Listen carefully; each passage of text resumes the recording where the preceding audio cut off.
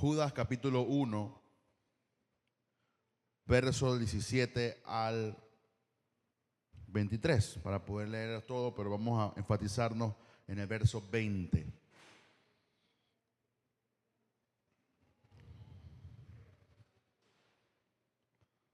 Judas es el antepenúltimo libro de la Biblia, antes de Apocalipsis. No era Judas Iscariote, era el Judas apóstol que pudo llegar a ser apóstol de Jesús, y creo que era también hermano de Jesús, si no me equivoco. Hermano de Jacobo, que era Santiago, hermano de Jesús también en esto. Judas capítulo 1, verso 17 al 23. Dice: pero vosotros, amados, tened memoria de las palabras que antes fueron dichas por los apóstoles del Señor Jesucristo.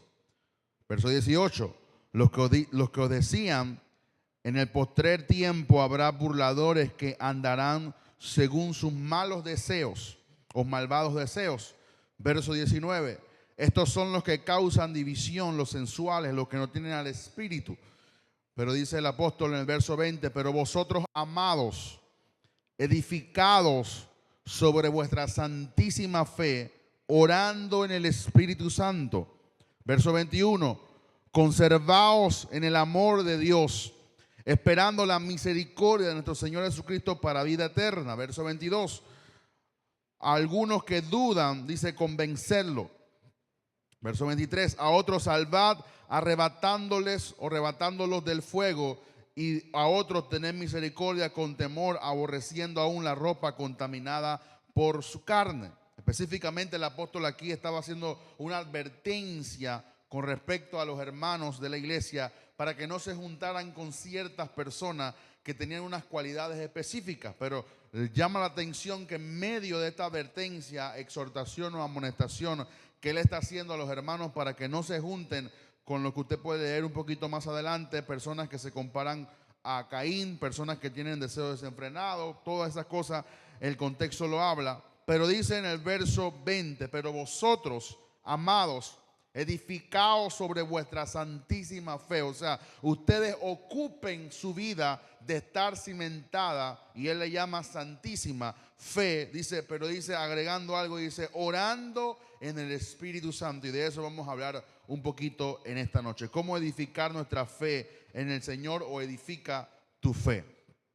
Ahora, obviamente en el mundo que vivimos hay muchas incertidumbres, muchos desafíos espirituales y aún hasta engaños que muchos creyentes se dejan llevar por lo que ven, por lo que oyen, por lo que perciben, y algunas personas hasta caen en el error de seguir algún tipo de enseñanza que lo lleva a una especie de error o de equivocación con respecto a lo que Dios dice en su palabra.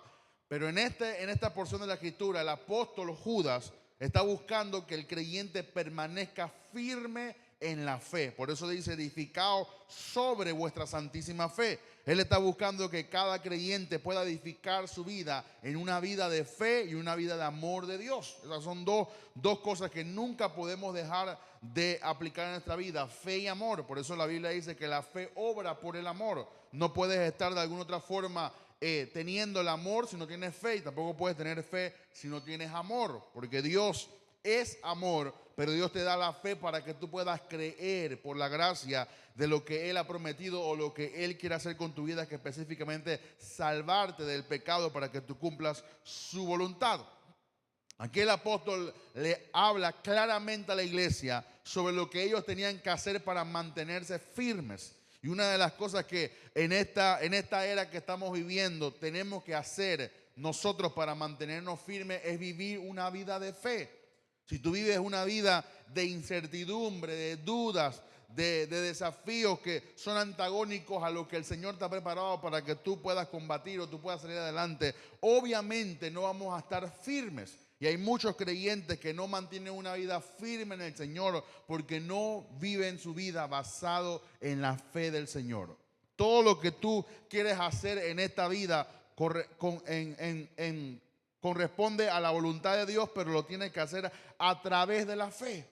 Cada cosa que tú tienes que hacer en esta vida que Dios te ha mandado a hacer, Dios lo va a mandar a hacer a través de la fe que ya Él te ha dado. cuando las personas tratan de vivir fuera de la fe o no creyendo en el Señor, obviamente que viven una vida frustrada y viven una vida obviamente de incertidumbre, lleno de engaño y lleno de tanta confusión, porque no viven basado en lo que Dios ha establecido en su palabra. Así que cada creyente, para mantenerse firme, debe vivir una vida de fe. Diga conmigo: para mantenerme firme, debo vivir una vida de fe.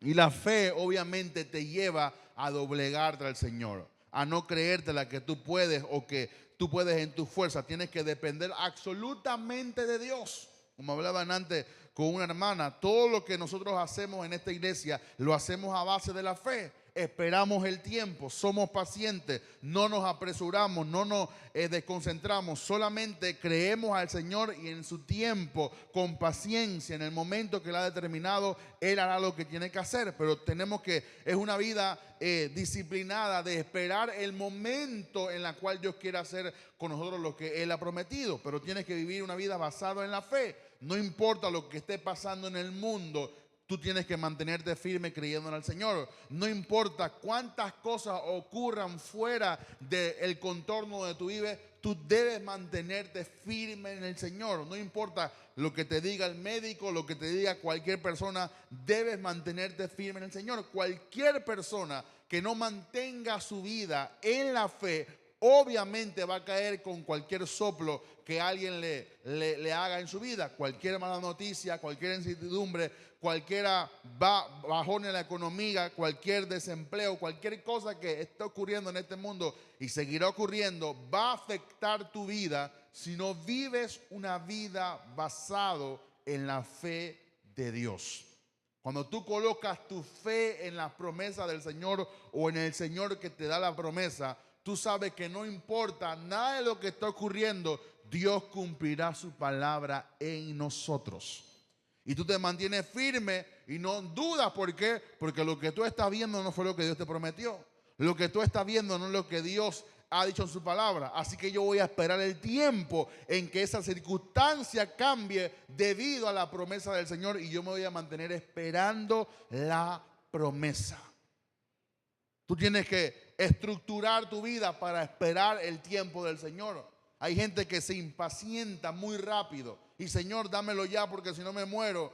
Y lastimosamente el Señor no trabaja así, porque hay muchas cosas que Él tiene que bregar en nuestra vida para poder de alguna otra forma recibir la promesa. Como dijimos hace algunos tiempo atrás, si recibimos la promesa en el tiempo que estamos orando, quizás no estamos preparados y nos vamos a desviar debido a esa respuesta. Pero siempre Dios llega en el momento que tu corazón y tu vida están preparados para recibir lo que te ha prometido. Hay veces que nuestro corazón no está preparado. Si existe algún tipo de ignorancia, pero mezclado obviamente con ego, altivez, arrogancia, tantas cosas que pueden existir en nuestra vida, no estamos preparados para recibir la promesa. Y es mejor que te humilles en la presencia del Señor, que mueras 1000 muertes, para entonces tener un corazón preparado para recibir la promesa, que no te va a engrandecer, sino más bien te va a llevar a exaltar mucho más al Señor de lo que tú estás haciendo. Así que el apóstol Judas aquí nos da un mensaje muy importante para mantenernos firmes en la fe. Y lo primero que tenemos que hacer es guardar nuestra vida en el amor de Dios. Diga conmigo: en el amor de Dios. ¿Por qué, mi hermano? Porque el amor de Dios no es inconstante. El amor de Dios es firme. El amor de Dios es constante. El amor de Dios no es pasajero, no es circunstancial. Es algo que te mantiene sosteniéndote por todo el tiempo que tú tengas en esta vida, manteniendo tu vida firme. Cuando tú sabes que Dios te ama, tú eres una persona consciente de esa realidad, de esa revelación de que Dios te ama. Tú nunca vas a vivir desesperado, porque tú sabes que hay un ser que se llama Dios, que es tu Padre, que te ama con amor eterno. Y eso liberta muchas veces nuestra vida. Saber que Dios nos amó, saber que Dios envió a su Hijo a la cruz del Calvario porque Él te ama, saber que todo lo que ha hecho es porque Él nos ama con amor eterno. Y eso basa nuestra vida, eso cimienta nuestra vida en un fundamento firme. No estás fundamentando tu vida en algo circunstancial, en una emoción, como mucha gente habla de estos términos tan grandes Yo siempre tenía conflicto con los jóvenes porque el joven conocía a una muchacha y le decía, yo te amo. Y yo decía, ¿cómo es que tú puedes amar a una persona que tú no conoces? Tú no sabes en qué lío, en qué problema te estás metiendo. Y ya lo amaban porque era algo emocional, era algo circunstancial. Pero después cuando conocían a la persona, después cuando los caracteres se juntaban, ya no se amaban porque era una emoción. Y Dios no nos ama de esa forma como el hombre ama. O tú puedes decirle a alguien yo te amo y mañana le puedes decir te odio.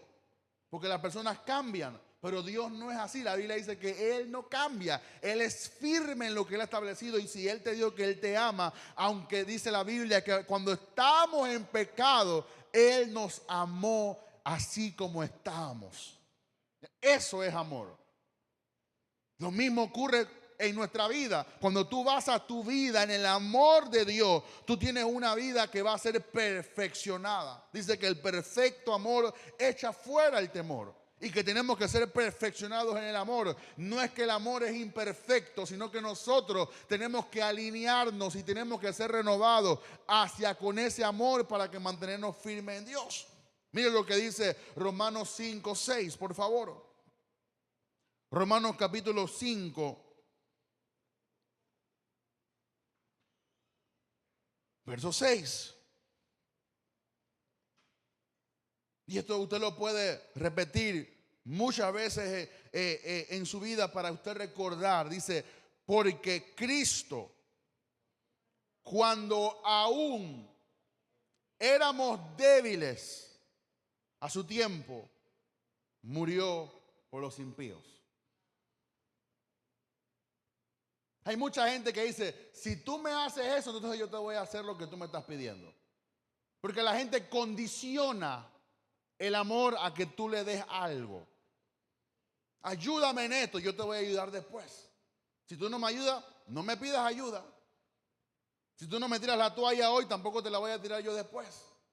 Si tú no me ayudas en esto, tampoco te voy a ayudar. Pero Dios no es así. Sino que cuando estamos en total depravación, en total perdición, así Dios nos amó. Y dice el verso 5, un poquito más arriba, dice, y la esperanza no avergüenza, porque el amor de Dios ha sido derramado en nuestros corazones por el Espíritu Santo que nos fue dado. Porque Cristo, cuando éramos débiles a su tiempo, murió por los impíos. Ciertamente apenas morirá alguno por un justo. Dice, con todo pudiera ser alguno, dice, que alguno osara morir por el bueno. Mas Dios, diga conmigo, mas Dios.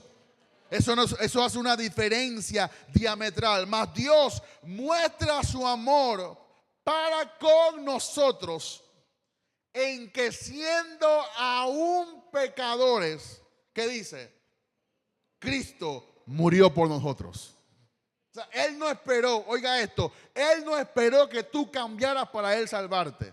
Él sabía que muriendo por ti, tú ibas a cambiar. Cuando tú haces algo sin esperar nada a cambio, como dice la palabra en Hechos, más bienaventurado es dar que recibir, no esperando nada a cambio. Nosotros tenemos que predicar esta palabra sin esperar nada de nadie, solamente hacerlo porque Cristo nos amó. Porque Cristo nos amó. Dice, pues mucho más, estando ya justificados en su sangre, por Él seremos salvos de la ira.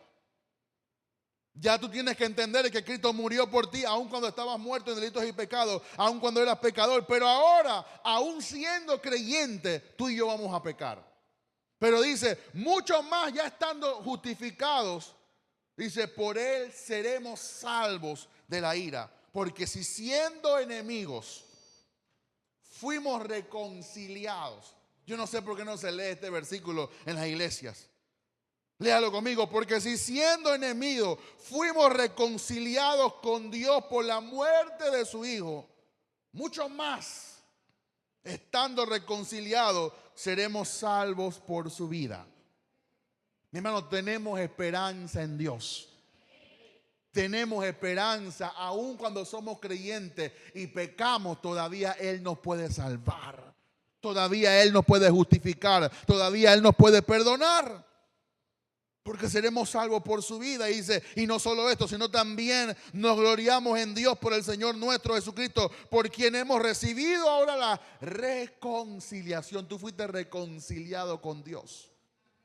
Tú fuiste reconciliado con tu Padre.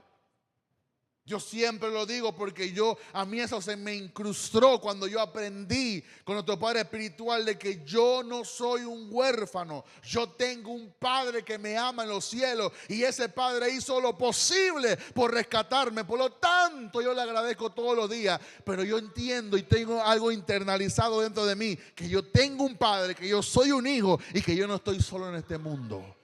Así que no te sientas desamparado, no te sientas huérfano, solo, que nadie me quiere. No, hay un Padre que te quiere, hay un Padre que te ama, hay un Hijo que murió por ti, hay un Espíritu Santo que te va a recordar ese amor todos los días. ¿Cuántos pueden decir gloria a Dios? Por eso es lo que el apóstol Judas quería que tú y yo entendiéramos. Mantenernos firmes en ese amor. Mantenernos firmes todos los días, reflexionando siempre que Dios te ama. Siempre estamos buscando versículos para condenar a la gente y nunca encontramos los versículos que Dios ya no nos condena.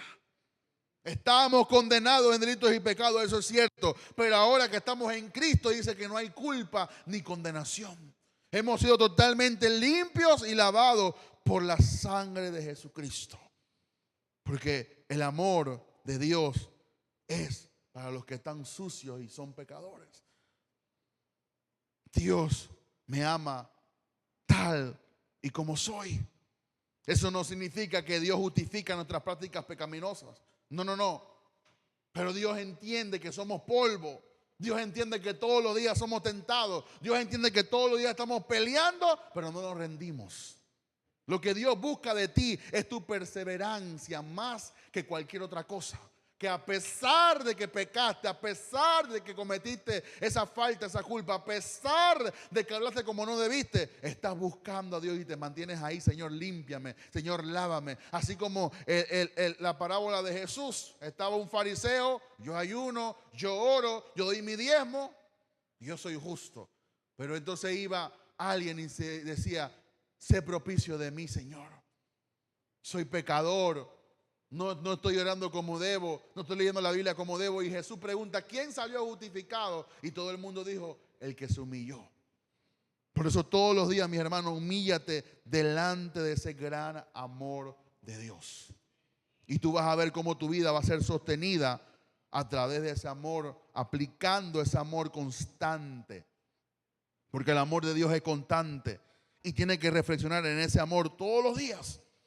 El amor de Dios sigue siendo algo vigente y tiene que ser algo vigente en nuestra vida. No podemos estar aprendiendo tantas cosas que no convienen, que en vez de aprender acerca de ese amor. Porque el amor te va a liberar por completo tu vida. Y va a ser por ti lo que tú mismo no puedes hacer por ti mismo. Porque el amor te libera, el amor te pone a vivir de una forma ligera, en el sentido que no tienes ese peso de pecado, esa condenación que nos ahoga, sino que vas a estar libre para adorar y poder servir a Dios de una forma eficaz. Número 2, el apóstol Judas dice que edifiquemos nuestra vida sobre nuestra santísima fe. Y aquí quiero entrar en un punto muy importante. Tu crecimiento espiritual es tu responsabilidad, no es mi responsabilidad. No podemos echarle la culpa de nuestro decrecimiento o crecimiento a alguien. Tu responsabilidad es que tú crezcas espiritualmente. Tu responsabilidad es que tú abras la Biblia todos los días. Tu responsabilidad es que tú ores a tu Padre todos los días. Aquí venimos a complementar lo que se supone que tú haces todos los días. Aquí venimos a reforzar esa enseñanza, esa doctrina que tú aprendes con nosotros los domingos, los martes y los jueves. Pero tu responsabilidad es aplicar esa enseñanza todos los días en tu vida. Todos los días, mi hermano, hay que aprender algo nuevo. Todos los días hay que reflexionar sobre la palabra. Todos los días hay un salmo, hay un proverbio, hay un capítulo de la Escritura que no hemos leído bien y que no hemos comprendido, y el Espíritu Santo nos revela algo para poder mantenernos firmes. Pero la responsabilidad espiritual es nuestra responsabilidad. El crecimiento espiritual es nuestra responsabilidad. Ay, que el pastor no predica bien. No. Tu responsabilidad es mantenerte firme en el Señor. Yo no tengo que estar llamándote todos los días para ver qué estás haciendo, con quién estás hablando y librarte de todos los pecados. No, tú tienes que crecer, tú tienes que madurar, tienes que ser responsable en aplicar la palabra. Y es ahí donde la gente no le gusta. ¿Por qué? Porque, ay, pastor, bendígame. Ay, pastor, ore por mí. Está bien, oro todo lo que puedo, pero ser responsable contigo mismo. Ser responsable contigo mismo. No podemos esperar que nuestro crecimiento dependa de otros o de alguien. Tenemos que ser responsables por nuestro crecimiento espiritual. Tenemos que ser responsables por nuestra madurez espiritual. No podemos echarle la culpa a otro. ¿Por qué? Porque el apóstol Judas dice que edifiquemos nuestra vida sobre la santísima fe. Y eso no se refiere, oiga bien, esto no se refiere a que nuestro crecimiento en fe habla de cantidad, sino de un crecimiento individual de calidad. No es para competir. Hay gente que quiere tener fe para competir. Mira lo que Dios me dio y todavía Dios no te ha dado a ti nada. No. La fe no es para competir. La fe no es para sacar en cara lo que Dios hizo por ti. La fe es para creerle a Dios y obtener las promesas que Él nos ha prometido. Pero tu responsabilidad es mantenerte firme en esa fe y edificar tu fe. ¿Y cómo tú edificas tu fe? La Biblia dice que la fe viene por el oír y el oír la palabra de Dios. En estos días me compré unos audífonos y antes que me estaba vistiendo escuché una prédica de 45 minutos. ¿Cuánto tiempo desperdiciamos en todo el día viendo cosas que no edifican en nada? ¿Cuánto tiempo, mi hermano, desperdiciamos por completo hablando con gente que no nos edifica en nada? ¿Cuánto tiempo dedicamos nuestra existencia, nuestro tiempo de vida? Porque la gente no entiende que la vida se va como acabando, en el sentido que tú tienes que vivir consciente que tú tienes un límite de vida en esta tierra para vivir como corresponde en Dios. ¿Cuánto tiempo desperdiciamos pensando en cosas que no nos edifican? Y no abrimos tan siquiera ningún libro, ninguna Biblia o una prédica. Tantas formas hoy de poder recibir la palabra. Tan siquiera 10 minutos, 30 minutos, lo que tú puedas. Estás en tu tiempo de break o tu tiempo de almuerzo. Ponte unos audífonos y come ahí con la palabra. Pero no, ponemos a vernos TikTok o ponen a ver Instagram o pones a ver YouTube y te pasas 2 horas lleno de tanta información y viene el diablo y con un soplo te tumba. Porque tú no le puedes decir al diablo, es que yo vi 2 horas TikTok, te reprendo. No, la palabra de Dios. Edificar tu fe, oír la palabra, cuidar lo que oyes, cuidar lo que ves, cuidar lo que hablas. Porque afecta tu vida, afecta tu fe. Quizás tú estás creyendo por algo grande, pero tú dices una palabra que contamina la fe que estás creyendo. Y tan siquiera restringir tu lengua de no hablar negativamente o contrario a la palabra de Dios.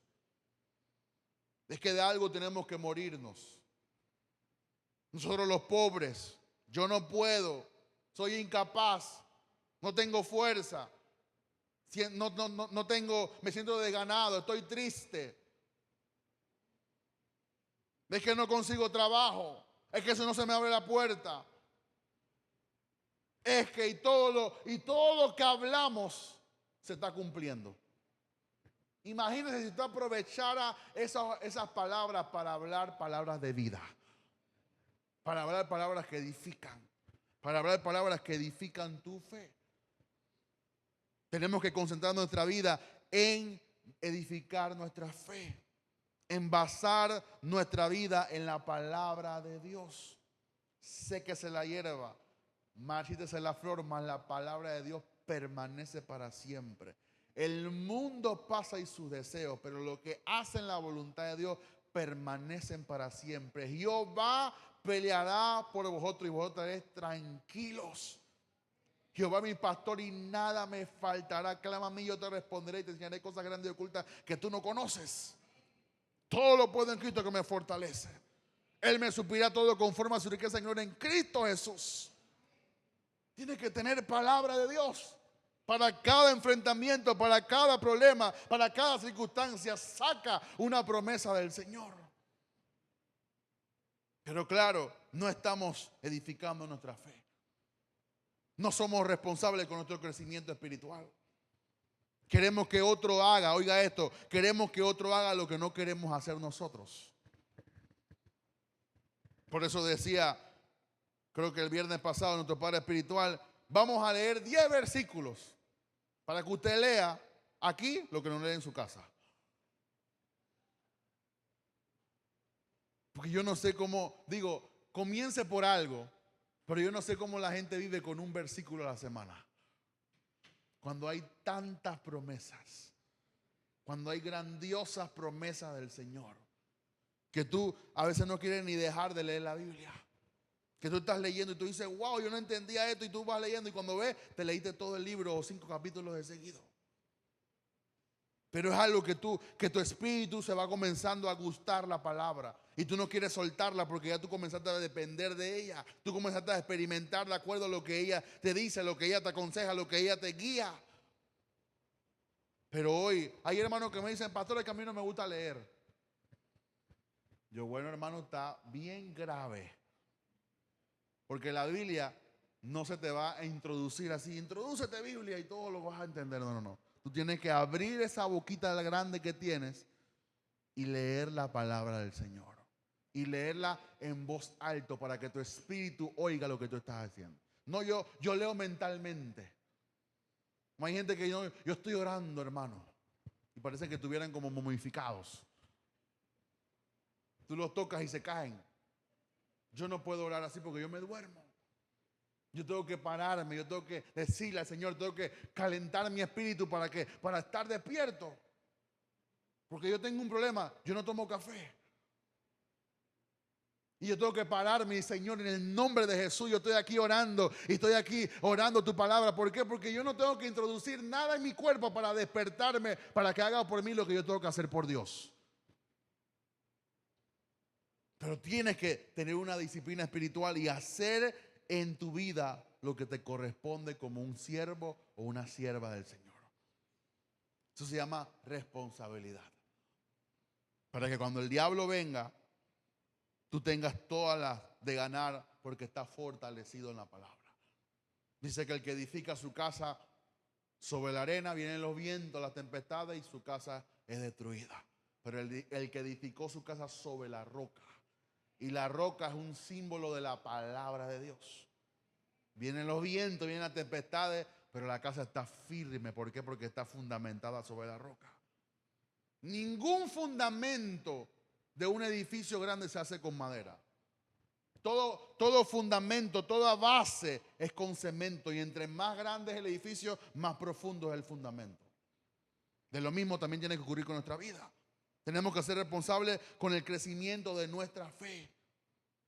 Tenemos que proporcionarle a nuestra fe palabra, promesas, todo lo que la Biblia dice acerca de las promesas del Señor. Tú puedes hacer un estudio, puedes, no sé, tantas cosas que puedes hacer, pero tienes que fortalecerte en fe. Así como te fortalece el negativismo, también tienes que fortalecerte en fe. Para que tú puedas aprender a sostener tu vida a base de la fe en Dios. Número 3, el apóstol Judas dice, orando en el Espíritu Santo. La oración en el Espíritu es fundamental para la batalla espiritual. Y aquí podemos usar dos términos. Se puede referir a la oración en lenguas o se puede referir a una oración guiada por el Espíritu Santo. ¿Se recuerda cuando Romanos dice que Romanos 8:26, que el Espíritu intercede por nosotros porque no sabemos orar como conviene, no sabemos orar de una forma correcta? Tú necesitas la ayuda del Espíritu Santo para orar en el Espíritu. Eso puede ser oración en el Espíritu. Una oración guiada para que tú puedas resistir cualquier tipo de tentación en un momento de debilidad. Hermano, todos vamos a pasar por un momento de debilidad. Como alguien me preguntó, no es que mi debilidad es tomar. Yo digo, esa no es una debilidad.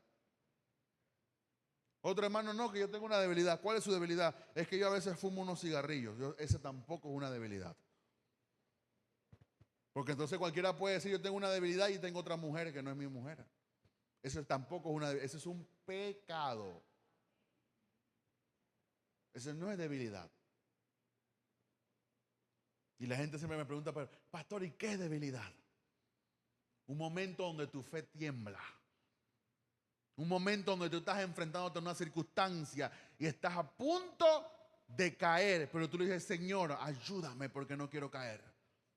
En ese momento de debilidad, cuando tú reconoces que tu fuerza no puede, no son suficientes para poder levantarte y tú pides ayuda de Dios, de su Espíritu, Él te comienza a guiar para que ores conforme a su voluntad y Él te saca de la circunstancia con su ayuda, con su acompañamiento. Pero momentos de debilidad no son pecados. Momentos de debilidad es cuando estamos pasando por circunstancias fuertes, que nuestra fe tiembla y que aún pensamos dejar a Dios. Todos en algún momento hemos pasado por momentos de debilidad. El diablo nos dice, estaba mejor en el mundo que en Dios. Mira, conmigo estabas trabajando, tenías trabajo y ahora con Dios, ¿qué pasó? Cualquiera tiembla si no tiene una fe o una fe fundamentada en la palabra. Por eso, mi hermano, que yo no creo solamente en repetir una oración para que la gente se convierta. Yo creo en que la gente se mantenga firme en la palabra del Señor. Y la Biblia dice que por sus frutos lo conoceréis. Yo pudiera pasar aquí 10 personas todos los domingos y la gente dice, wow, tremendo, se convirtieron. Pero ¿cuántos de esos 10 permanecen en la palabra? ¿Cuántas de las personas permanecen firmes en la fe? ¿A cuántos, me incluyo, no nos empujáramos para que aceptáramos a Jesús? ¿Y cuántos de quienes nos empujamos o quienes nos empujaron más adelante nos mantuvimos en fe? ¿O nos mantuvimos creyendo? Yo recuerdo cuando yo fui a un encuentro de estos encuentros juveniles, en mi cuarto había más de 25 jóvenes, tengo la foto todavía. Y de los 25 creo que solamente yo soy el único creyente. Todos recibieron el Espíritu Santo, todos cayeron, todos fueron liberados, todos recibieron la unción, todos recibieron el poder, pero nunca se mantuvieron. Y la oración en el Espíritu es para que tú te mantengas constante en la palabra del Señor. Para que la oración sea un producto no solamente de tu necesidad, porque hay gente que solamente ora cuando tiene necesidad de algo. Claro, mi hermano, cualquier persona que tiene hambre, tú le dices vamos a orar y va a orar contigo. Cualquier persona que está pasando por un momento difícil en su vida va a decir yo voy a orar al Señor. Pero ¿qué pasa después que el Señor te saca de esa circunstancia? Pastor, ore por mi hijo que está preso. Oramos, creyemos, el hijo algo pasó, salió de la cárcel y nunca más vemos a la persona. La persona viene angustiada, estoy enfermo, el doctor me dijo que 6 meses de vida, creemos, oramos, viene a los cultos, cuando Dios la sana, desaparece la existencia. Y así nosotros creemos que podemos mantenernos firmes en el Señor. Porque estamos solamente buscando porque tenemos necesidad de algo, no de alguien. Tú tienes que cambiar tu necesidad de algo por alguien. Y cuando tengas a ese alguien que es Dios, es Jesús, entonces Él te puede suplir todo lo que te haga falta. Son dos cosas muy diferentes. Tenemos que ser guiados por el Espíritu Santo. Es una oración constante, es una guía de oración. La oración en el Espíritu también obviamente puede incluir el don de lengua. Es una forma de expresar más profunda y más directa con Dios. Quiero que usted lea conmigo para que pueda entender quizás la oración en el Espíritu. Primera de Corintios, capítulo 14. Vamos a leer 3 versículos. Verso 2, verso 4 y verso 13. Porque el que habla en lengua no habla a los hombres. Y esto yo lo he predicado en los ayunos, sino a Dios. Pues nadie le entiende, aunque por el Espíritu habla, ¿qué? Misterios. Es una oración directa, ni el diablo entiende lo que tú estás orando. Pero es Dios que te comienza a dar la capacidad para que tú ores en el Espíritu a través de lenguas extrañas que quizás tu mente no entiende, pero tu espíritu comprende. Mira lo que dice el verso 4. Pablo, hablando de la oración en lengua, dice: el que habla en lengua extraña, asimismo que se edifica. Cuando tú oras en el Espíritu, tú te edificas a ti mismo. Pero ¿qué pasa? Dice Pablo: el que habla en lengua extraña se edifica a sí mismo, pero el que profetiza edifica a la iglesia. Imagínense que yo digo: voy a profetizar, y comienzo a hablar en lengua 1 hora. Hermano, pero recíbalo. Pero yo no comprendí nada de lo que tú dijiste. Por eso es que el que profetiza tiene que hablar en palabras que tú comprendas. ¿Te has visto gente que voy a profetizar y comienza a hablar en lengua? Comienza a hablar en lengua y todo es lengua y no, recíbalo. Y la gente, wow, yo no sé qué habló, pero lo recibo. No, porque cuando tú profetizas es que tú vas a edificar la iglesia. Cuando tú hablas en lengua es que te edificas a ti mismo. Verso 13. Por lo cual, el que habla en lengua, y este es uno de los versos que yo aprendí hace muchos años atrás y uno de mis versos muy preferidos. El que habla en lengua extraña pide en oración poder interpretarla. Tú tienes la capacidad de decirle: Señor, interprétame o dime la revelación de lo que estoy orando en el Espíritu. Porque si yo oro en lengua desconocida, dice, mi espíritu ora. Muchas veces oramos mentalmente o almáticamente, pero la única oración efectiva del Espíritu es la oración en el Espíritu, la oración en lenguas. Pero mi entendimiento, ¿qué dice? Queda sin fruto porque tu mente no comprende.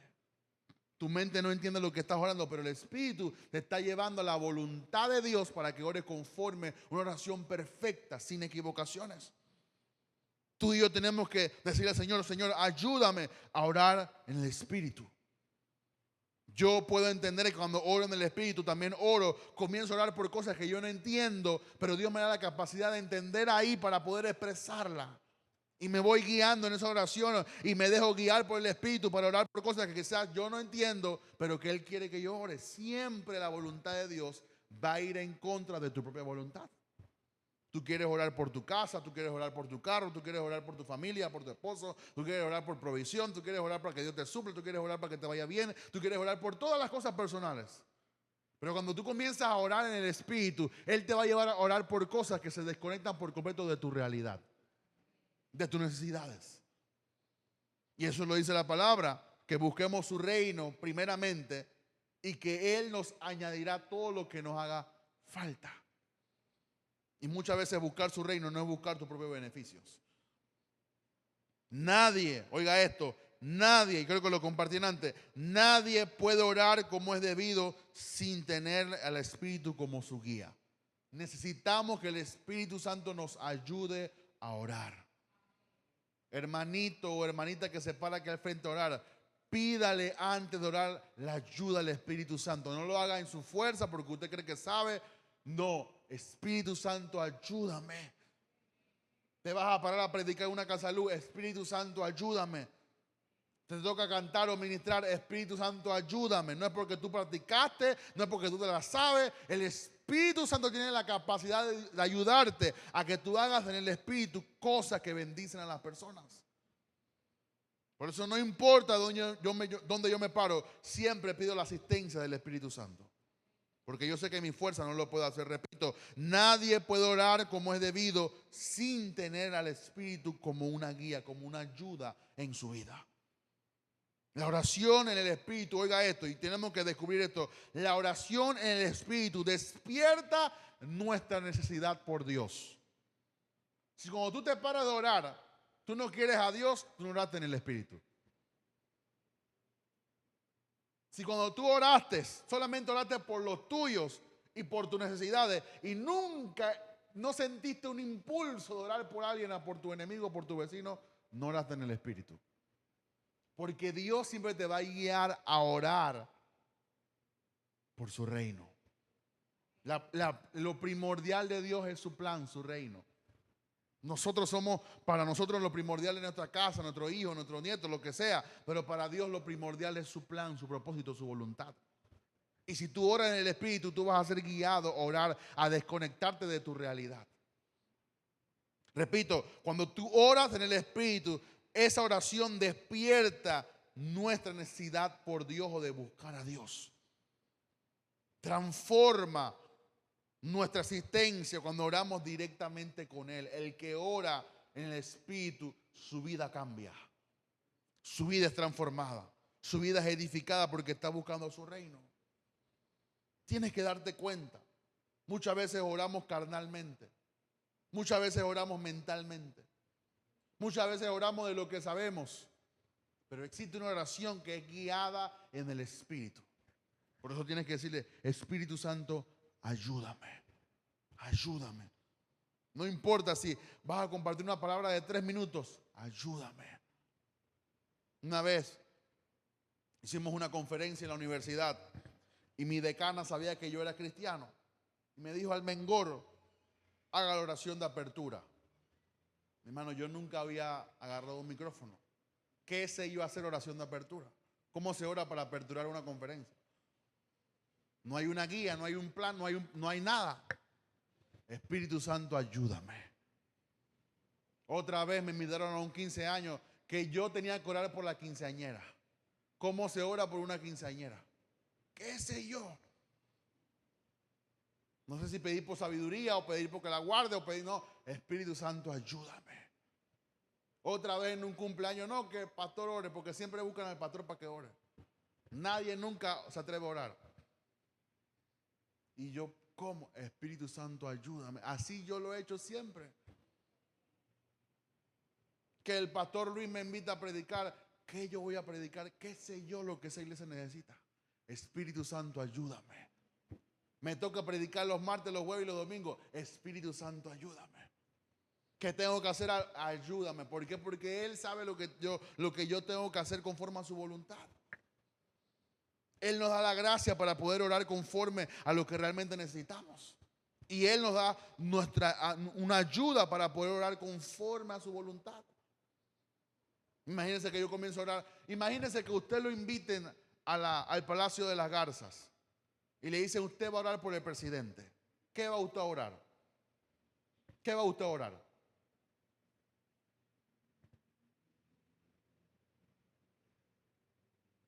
Enséñale a este presidente cabezona que tiene que recibir la palabra y que tiene que arrepentirse de su pecado y que Dios pone, porque todo el mundo, Dios pone rey y quita rey y comienza a hablar. No, tú tienes que orar conforme a que Dios le dé sabiduría a ese que ya eligieron. ¿Cómo vas a orar por los que están en eminencia? Dice que oremos por los que están en eminencia para que haya paz en la tierra. Pero ¿quién nos ayuda? El Espíritu Santo. El Espíritu Santo. Alguien está desanimado en tu trabajo y tú le quieres dar palabra. Espíritu Santo, dame la palabra. Dame el momento preciso, dame la oportunidad. Cuando ella abra la puerta, cuando estemos solos, dame el tiempo para que yo le pueda dar una palabra de ánimo a esa persona o a esa compañera, a ese compañero. Pero ¿quién nos puede ayudar? El Espíritu Santo de Dios. Si no sabes qué orar, porque hay gente que dice: pastor, ya oré hasta por África. Y nada más 2 minutos han pasado. Me pasé por todos los continentes y cuando hice así 2 minutos. Porque estás orando por cumplir un horario. Estás orando porque tú quieres para ver cuánto tú oras. No, Espíritu Santo, ayúdame. Y cuando el Espíritu Santo te ayuda y te comienza a orar, tú ni te das cuenta y pueden pasar 1, 2, 3 horas y no te das cuenta. Porque no hay límite, no hay tiempo. No estás consciente del reloj, no estás consciente del WhatsApp que alguien me escribe. No, tú te desconectas por completo y Él te guía y te lleva a orar.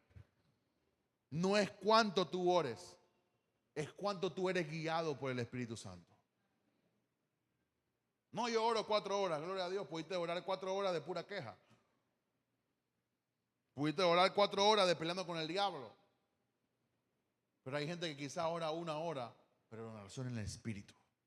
Una oración militante, una oración concentrada, una oración constante. Y tenemos que ser conscientes de esa realidad. Él está ahí para ayudarnos. Él es nuestro paracleto, nuestro ayudador.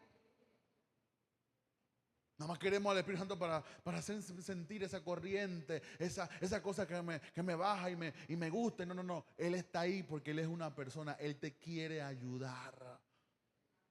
Pero tú y yo tenemos que ser conscientes de esa realidad. De esa persona que está ahí para ayudarte. Número 4. Tenemos que esperar en la misericordia de Jesús para nuestra vida eterna. Tenemos que mantener viva la esperanza en la misericordia de Jesús. La esperanza de que Él regresa y que en ese regreso vamos a resucitar. Tenemos que mantenernos firmes en aquella promesa. Dice, yo me iré, pero volveré, porque voy a preparar morada para vosotros. Estamos esperando a que Él venga. Yo no sé cómo Él va a venir, ni tampoco estoy interesado en descifrar qué año, a mí no me toca eso. A mí me toca esperarlo con fe.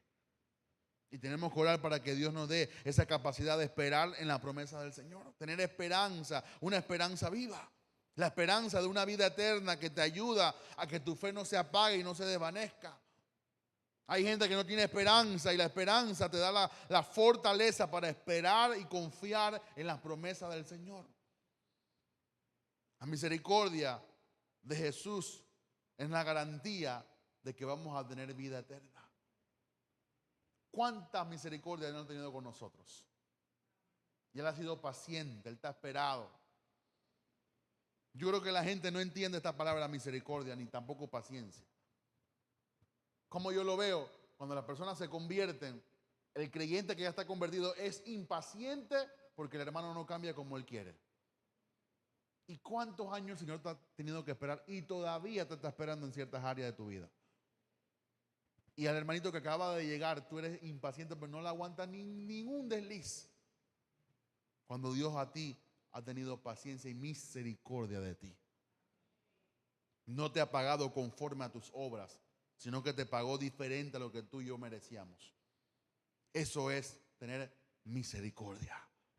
Cuando tienes todo el poder para vengarte, pero tú dices, en vez de vengarme, voy a perdonar y voy a sanar la amistad. Eso es misericordia.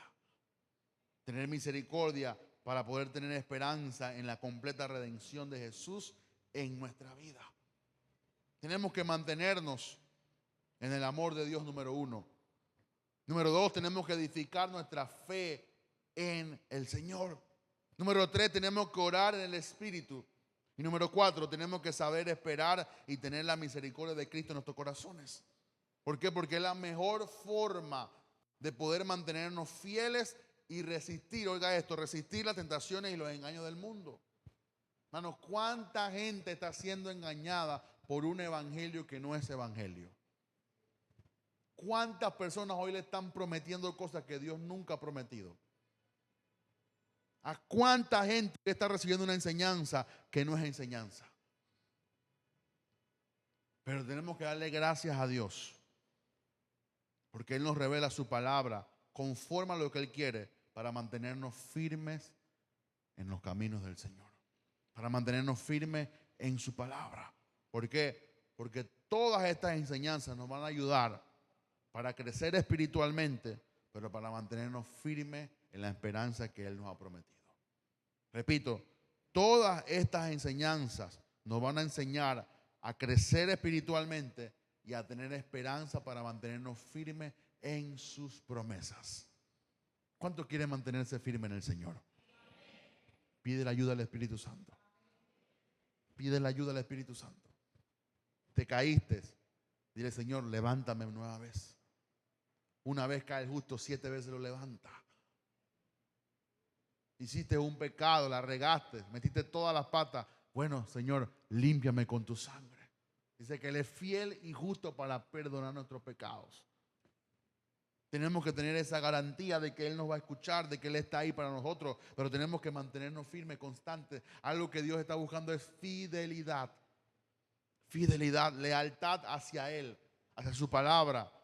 No estar solamente comprometidos con Dios porque yo quiero algo de Dios, sino porque yo quiero a Dios. Y aunque no me dé lo que estoy pidiendo, pero tengo a Dios y lo tengo todo. Por eso dice el cántico, si te tengo a ti, lo tengo todo. Si tú tienes a Dios, lo tienes todo. No te quejes por lo que no tienes. Ya tienes a Dios y con Dios es suficiente. Con Dios es suficiente. No te dejes engañar del enemigo de que no tienes, de que no puedes, de que no haces. No, no, no. Tú tienes a Dios en tu vida. Y eso es lo más importante. Hay gente que tiene todas las cosas de este mundo, pero le hace falta lo mejor, Dios. Y tú y yo quizás no tenemos algunas cosas porque tenemos cosas. Tenemos cosas. Mi hermano, si yo llego a su casa, quizás no puedo ni entrar por tantas cosas que usted tiene en su casa. Yo voy a deshacerme de muchos juguetes que ya Cristian ni utiliza. Y cuando yo entro al cuarto hasta me tropiezo porque, oye, mira, ¿dónde quedó Spider-Man? Y cuando tropiezo, mira, ¿dónde quedó el camión? Y Cristian ya se olvidó tantas cosas que tenemos. Pero lo que nos hace falta es Dios. Y cuando tenemos a Dios estamos completos. Por dentro, por fuera y por todos lados. Porque Dios lo llena todo en todo. Todo lugar de tu corazón que esté vacío, eso no lo vas a poder llenar con una mujer, con un hombre, con una droga, con alcohol. Lo llena Dios. Cualquier vacío en tu mente no lo vas a llenar preocupándote más. Porque dice que el que se afana no puede añadir un codo a su estatura. Pero si estás en algún momento de crisis en tu vida, lo que te hace falta es Dios. Y Dios, cuando entra en tu corazón, cuando tú le permites, te arrepientes de tu pecado y lo aceptas en tu corazón, Él llena todo en todo. Por eso cuando la persona recibe a Jesús, siente como que no le hace falta nada. Realmente cuando reciba a Jesús. Cierra sus ojos, incline su rostro en esta noche. Padre, te doy gracias. Porque tú nos ayudas a mantenernos firmes en tu palabra.